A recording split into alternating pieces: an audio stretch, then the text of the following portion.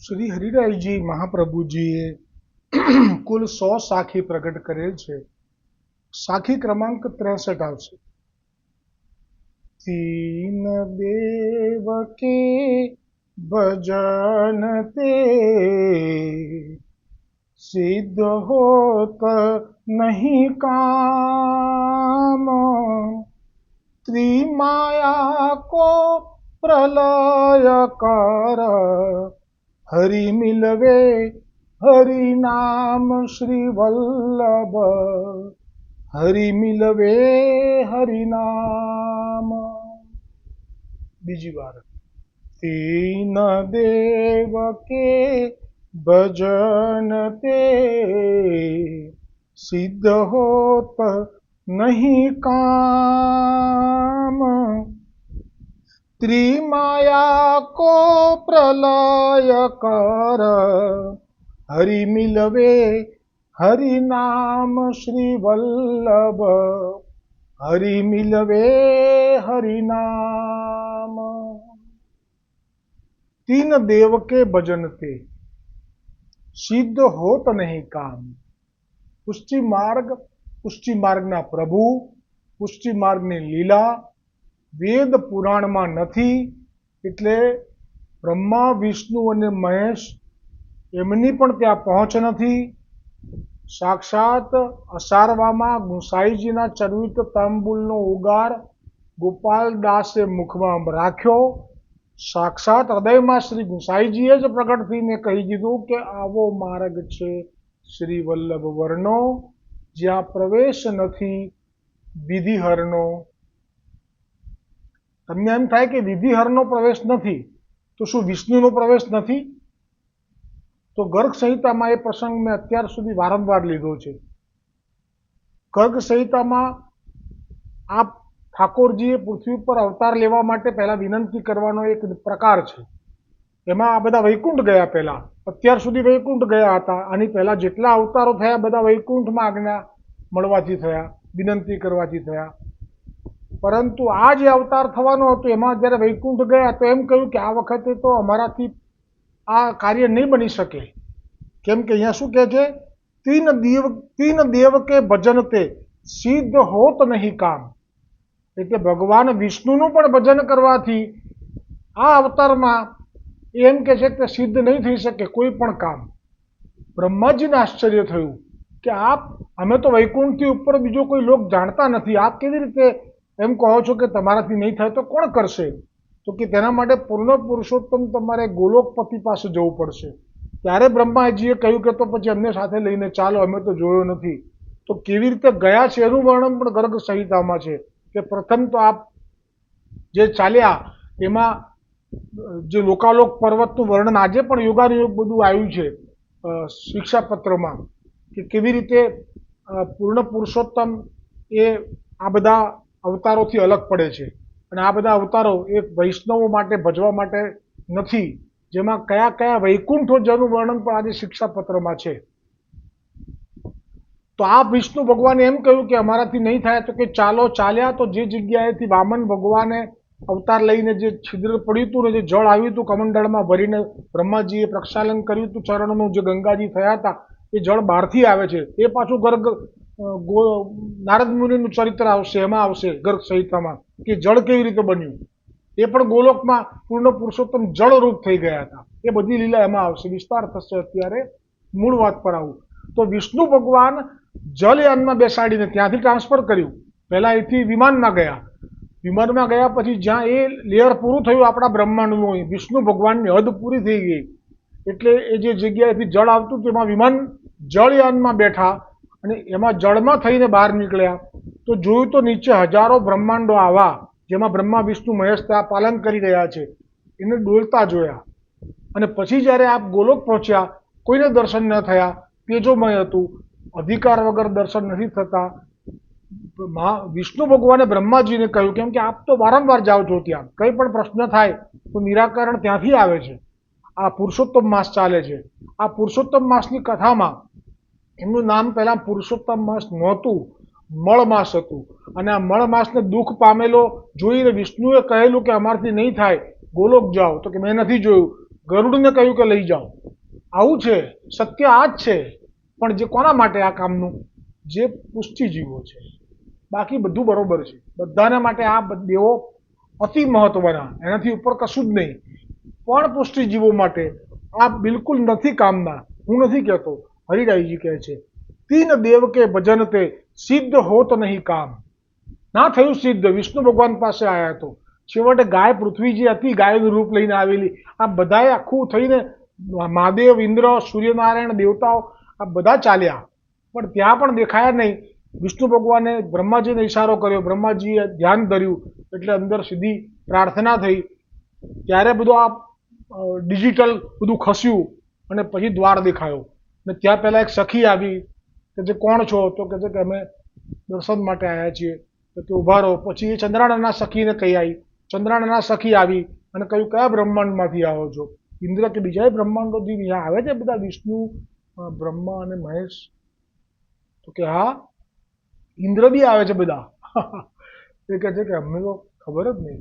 એ હસવા માંડી ચંદ્રાનના. કહે છે કે તમે પેલા એમણે એવું ઉદાહરણ આપ્યું કે ગુલરના ફળમાં બધા જીવ રહેતા હોય ને, એ ગુલરનું ફળ હશે કોઈ બહુ મોટું, એમાં બધા જીવ રહેતા હશે. મને જોયું નથી ને, પણ મેં આ સાંભળ્યું એટલે એટલી ખબર પડી. એ જીવને એવું લાગે કે આ ગુલરનું ફળ છે એ જ અમારી દુનિયા. એટલે એવી ઉપમા આપી કે ઇન્દ્ર, તને એ પણ ખબર નથી કે અહીંયા તો અનેક બ્રહ્માંડોના બ્રહ્મા, વિષ્ણુ, મહેશ, ઇન્દ્ર બધા આવે છે વિનંતી કરવા? તો કે ના, પહેલી વખત આવ્યો છું. એટલે તો એ વખતે હાંસી કરી ઇન્દ્રની, ચંદ્રાનનાએ. તો ચંદ્રાનનાની હાંસી જોઈને ઇન્દ્ર શરમાયો અને વિષ્ણુ ભગવાન સામે જોયું કે કૃપા કરો. ત્યારે ભગવાન વિષ્ણુએ ચંદ્રાનનાને કહ્યું કેમ કહેજો કે જે વામન ભગવાને અવતાર લીધો હતો ને, અમે બ્રહ્માંડના વિષ્ણુ, મહાદેવ અને બ્રહ્મા છીએ. પછી બીજું પણ કહ્યું કે જે બ્રહ્માંડના પુષ્ની ગર્ભ નામનો જે અવતાર થયો હતો ને, એ બધું આવે છે ભાગવતજીમાં પણ આવે છે. વસુદેવજીની સામે જ્યારે આ પ્રગટ થાય છે જેલમાં, ત્યારે આ જ શબ્દો, આ જ અવતારની વાતો કરે છે. એટલે કે અમે એમના બ્રહ્માંડમાંથી આવ્યા છે. ચંદ્રાનના એમ કહી દીધું કે જો આ કેટલા ચતુર છે, આમનો આવો જવાબ સાચો છે, બાકી તમને લોકોને કંઈ ખબર નથી. એમ કરીને અંદર ગયા ને પછી વિનંતી કરી. પછી કે બધા પધારો. અંદર ગયા પછી ભગવાન વિષ્ણુ એક અક્ષર બોલ્યા નથી, કેમ કે આ એ બ્રહ્મ છે, પણ આ અક્ષર બ્રહ્મના માલિક છે. પેલા એ પરબ્રહ્મ છે, પણ એ તો પૂર્ણ પુરુષોત્તમ છે. એટલે એમની અંદર સમય ગયા વિષ્ણુ. સમય જવાનું કારણ એ બીજું કશું નહીં. એ આ વિષ્ણુની જે લક્ષ્મીજીની જે સખીઓ છે, એણે એમ કહેલું કે લક્ષ્મીજીને જે મળે છે અમને મળતું નથી. વિષ્ણુ કે મળશે નહીં. એના માટે તો પૂર્ણ પુરુષોત્તમ પ્રગટ થશે ત્યારે હું એમનામાં સમાઈ જઈશ, અને પછી નીચે આવશે પૂર્ણ પુરુષોત્તમ, ત્યારે એ તમારો અંગીકાર કરશે. મારાથી તો નહીં થાય. આ સુંદર વાત છે. તીન દેવ કે ભજન તે સિદ્ધ હોત નહીં કામ, ત્રિમાયા કો પ્રલય કર, હરિ મિલવે હરિનામ. આ ત્રણે ત્રણ જે દેવ છે એમને તમારે મનમાંથી કાઢી નાખવા પડશે. કેમ કે અત્યાર સુધી આ ભૂતલ પર રહ્યા છીએ, આપણા બાપ દાદાઓ ભજતા આવ્યા છીએ. હાય બાપ મહાદેવજીને હું ના ભજું તો શું થાય? મારા પિતા તો બ્રાહ્મણ, અમે બ્રાહ્મણ. તો ભાઈ એવું ના કરશો, નહીતર તો પછી તમારે જવાનો જે અવસર આવ્યો છે એ ત્યાં નહીં જઈ શકાય. અથવા તો ચલો જવાનું તો મળશે, પણ ભૂતલ ઉપર તમે સેવા નહીં કરી શકો, કારણ કે આ પૂર્ણ પુરુષોત્તમ છે. એ તમારા મનોરથમાં જો રતિભાવનો મનોરથ હશે કે પતિ તરીકેનું સુખ એ આપે, અને જો મહાદેવજી ઘરમાં બિરાજતા હશે તો એટલી તો અમન્ય રાખશે ને. માતાજી બિરાજતા હશે તો એ આ પ્રગટ નહીં થાય. આ કારણથી આ સ્વરૂપો માટે પ્રતિબંધ છે. બાકી આ બધા માટે પ્રભુના જ છે બધા. મહાદેવે તો છેક સુધી સેવા કરી, બ્રજમાય કરી, ચાલતા સાથે ગયા, અને ત્યાં પણ માતાજીએ તો કૃપા કરી અને આ બંને ગર્ભ કાઢી અને અહીંયા પધરાયા, દેવકીને ત્યાં, રોહિણીને ત્યાં અને યશોદાને ત્યાં. એટલે એવું કંઈ નથી, આ જ કારણ છે. બસ, તો આજનો આ પોસ્ટમાં મેં બહુ સુંદર એના વિશે આ બધી વાત જે મેં કરી એ ઉપરાંત પણ ઘણું મૂક્યું છે કે જેનાથી આપણને આ ખ્યાલ આવે. અને આજે યોગાનો યોગ શિક્ષાપત્રમાં પણ આ જ આવ્યું કે કોઈ મથુરાના શ્રી કૃષ્ણને પુષ્ટિ માની લે તો ચાલે, ના ચાલે. હરિરાજજીએ ગોકુલનાથજીની કૃપાથી કીધું. દ્વારિકાવાળા શ્રી કૃષ્ણ માની લે ચાલે, ના ચાલે. જો એવું જ હોત તો ગોપીજનો શા માટે ગોકુલથી મથુરા ના ગઈ? કેટલું નજીક હતું. અભણ ગોપીઓને ખબર છે, પણ આપણે બધા પ્રકાંડ પંડિતને ખબર નથી. તો આજની સાખી અહીંયા વિરામ પામે છે. આ સાખી પણ બહુ સુંદર છે. આજનું શિક્ષાપત્ર પણ બિલકુલ લગોલગ સાથે ચાલે છે. આજે જરૂર લાભ લેજો. શિક્ષાપત્ર પતવા આવ્યા છે. હું ઉતાવળ રાખું છું કારણ કે મારે છુટકારો જોઈએ છે. આ બળે શિક્ષાપત્ર વૈષ્ણવો માટે નથી, આચાર્ય ચરણના બાળકો માટે છે. પણ શરૂ કર્યું પછી મુંડાવવું પડે. તીન દેવ કે ભજન તે સિદ્ધ હોત નહીં કામ, ત્રિમાયા કો પ્રલય કર, હરિ મિલવે હરિનામ. એટલે તો જ્યારે જ્યારે પણ ગણપતિજીના પેલા જે ભક્તિ કરનારા, સેવા પૂજા કરનારા જે ભક્ત હતા એમના, એ જ્યારે મહાપ્રભુજીને જોઈને એમ થયું, ખેંચાણ થયું, પણ થયું કે એ બ્રાહ્મણ, હું બ્રાહ્મણ, પાછા આવી ગયા. તો ગણપતિજીને ખબર છે કે આ મારો નથી, આ તો લીલાનો જીવ છે. હવે હું એને કેવી રીતે સમજાવું? એટલે એને ઠોકર વગાડી, પડ્યો. અને પછી એને દર્શન આપ્યા ગણપતિજીએ કે તું મારી પૂજા માટે સામાન લેવા ગયો, તને જે દર્શન થયા, તને એમ થયું કે મારે એની પાસે જવું જોઈએ, સેવક થવું જોઈએ. પછી તે એમ વિચાર્યું કે એ બ્રાહ્મણ, હું બ્રાહ્મણ. અરે મૂર્ખ, એ બ્રાહ્મણ નથી, એ સાક્ષાત પૂર્ણ પુરુષોત્તમના મુખારવિંદથી પ્રગટ થયેલા મહાપ્રભુજી વલ્લભાચાર્યજી છે. આ કોણે કહ્યું? ગણપતિજીએ કહ્યું. એટલે ગણપતિજીને ખબર છે એમનું સ્વરૂપ શું છે. આ જ પ્રમાણે કનોજ્યા સ્ત્રી પુરુષ, જે બ્રાહ્મણ સ્ત્રી પુરુષ હતા આગ્રાના, એમને તો દેવી એવી રીતે અજરાજુર દર્શન આપતી કે રોજ સાંજે રાત્રે આ લોકો હવન કરે, એમના માટે ભોગ સિદ્ધ કરે, વિવિધ વ્યંજનો થાળમાં સજીને તૈયાર રાખે, અને દેવી આવે આરોગે અને વાર્તાલાપ થાય. રોજનો ક્રમ. એ દેવીને ત્યાં એ જ કનોજ્યા સ્ત્રી પુરુષના બ્રાહ્મણના ઓટલા ઉપર ચાચાજી 4 સેવકો સાથે સૂઈ ગયા. કેમ કે સમયે વૈષ્ણવોને ત્યાં જાય તો વૈષ્ણવોને તકલીફ ના પડવી જોઈએ. આ ચાચાજીનો ભાવ, ગુસાઈજીના અંતરંગ. તો ન ગયા, કેમ કે રાત્રે મોડું થઈ ગયું હતું. એ લોકોને તો ચાચાજી જુએ એટલે બધું રાત્રે સૂઈ ગયા હોય. એ સમયમાં બધા વહેલા સૂઈ જતા, આજની જેમ નહોતું. તો એ લોકોને શ્રમ ના પડે, તો ત્યાં સૂઈ ગયા. તો દેવી આવ્યા, તો દેવી તો જો માતાજી જાણે છે કે આ કોણ છે. અરે આ તો સાક્ષાત પૂર્ણ પુરુષોત્તમ શ્રી ગુસાઈજીના સેવક છે.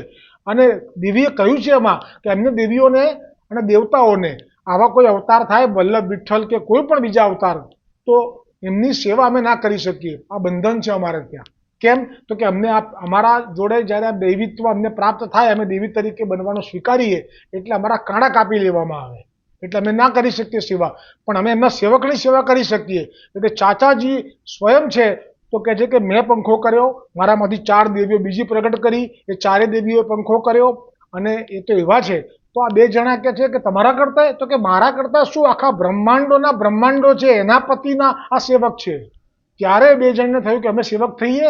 તો દેવી બોલી કે તમે તો લીલાના જીવ હોવ તો જ તમને આ વિચાર આવે, બાકી ના આવે. તમારું ભાગ્ય કેટલું મોટું કહેવાય. અને પછી આ સેવક થયા છે. અને ગુસાઈજીએ કહ્યું કે મહાત્મ્ય જાણીને આવ્યા છે એટલે બિલકુલ ફળદાન વધારે થશે. તો આમાં નથી દેવીને કોઈ વાંધો. દેવી જાણે છે કે કોણ છે આ. ગણેશ પણ જાણે છે કોણ છે આ. મહાદેવજીનો એક સેવક હતો. એ મહાદેવજીની સાથે અનન્યતા, મહાદેવજી સ્વયં પ્રગટ થઈને વાતો કરે એની જોડે. એક વખત એણે જાણ્યું કે મહાદેવજી 2 દિવસ મને દર્શન ના આપ્યા. એને ભૂખ્યો રહ્યો એ કાશીમાં, પુરુષોત્તમ શેઠ જે નગરીમાં હતા ત્યાં કાશીમાં. આને થયું કે કેમ ના આપ્યા. પૂછ્યું તમે ક્યાં હતા? કે હું પુરુષોત્તમ શેઠને ત્યાં નંદોત્સવ વખતે લાભ લેવા ગયો હતો. તો કે તમે મહાદેવ, ઈશ્વર સંપૂર્ણ જગતના, અને તમે પેલા પુરુષોત્તમ શેઠના ઘરે એક નંદોત્સવ માટે? એવું ના બોલાય. એ સાક્ષાત મહાપ્રભુજીના સેવક છે. અને મહાપ્રભુજી પૂર્ણ પુરુષોત્તમ પર બ્રહ્માંડના મુખથી પ્રગટ થયા છે. ત્યાં તો બધો લાભ લઈને આવ્યો. મને તો ત્યાં યશોદાજીના, નંદ બાવાના, સાક્ષાત લાલજીના દર્શન થયા છે, ગોપીજનોના દર્શન થયા છે. મેં જોયા મારી આંખે. એ કૂવામાં પધારી ગયા. વલ્લભે કહ્યું કે આજ પછી ન થતા. હવે તમે આભાસ રૂપે થજો, આવેશ રૂપે થજો. આ બધી વાત કરી ત્યારે બ્રાહ્મણ કહે છે કે મારે થવું છે. મહાદેવજી કે હું જાણું છું મનમાં કે તું એમનો જીવ છું, એટલે તારી જોડે આટલું દિલ ખોલીને કહ્યું. અને એમને સેવક કરાવડાયા, ઉચ્ચી માર્ગમાં લેવડાયા. મહાદેવજીએ બધાને નથી લેવડાયા, માતાજીએ બધાને નથી લેવડાયા, ગણપતિજીએ બધાને નથી લેવડાયા. જે અધિકારી છે એમનો જ આમાં પ્રવેશ થયો છે. એટલા માટે તીન દેવ કે ભજન તે સિદ્ધ હોત નહીં કામ, ત્રિમાયા કો પ્રલય કર, હરિ મિલવે હરિનામ. હરિ મિલવે એટલે હરિ એટલે પૂર્ણ પુરુષોત્તમ, આ 3માંથી એકેય નહીં. અને હરિ મિલવે હરિનામ. હરિનામ એટલે અષ્ટાક્ષર મંત્રનું દાન. બીજું બધું નામ લેશો પાછા તો પછી ત્યાં હતા ત્યાંના ત્યાં. આ સાખી આજે વિરામ પામી. આવતીકાલે 64મી સાખી આવશે. હરિરાયજી મહાપ્રભુજી જય હો. ગણિક મહારાજ.